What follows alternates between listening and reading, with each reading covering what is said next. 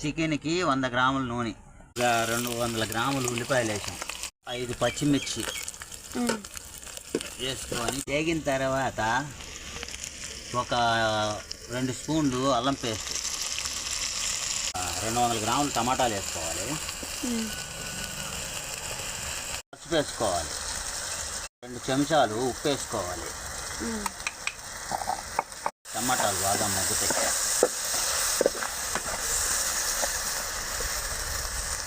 కొంచెం కరివేపాకు,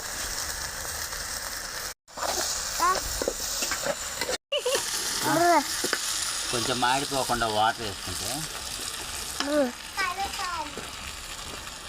చికెన్ కలుగుతుంది.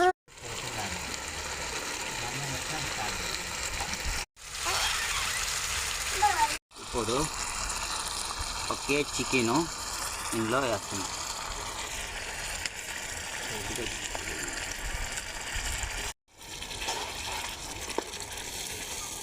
తిప్పుకోవాలి. అప్పుడు పసుపు బాగా అతుక్కొని నీసు వాసన కాకుండా ఉంటుంది. ఇప్పుడు 2 గంటలు కారం వేసుకోవాలి. ఇప్పుడు గ్లాసు నీళ్ళు పోసుకోవాలి.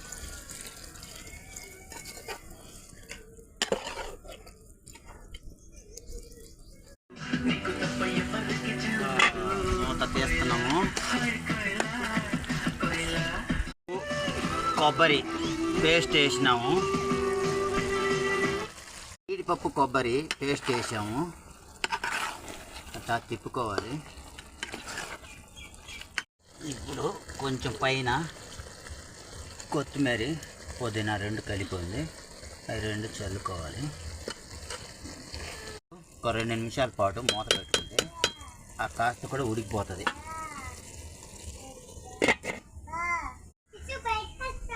ఇప్పుడు మూత తీస్తున్నాను.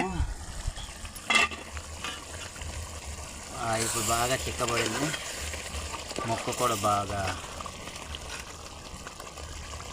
ఉడికిపోయింది.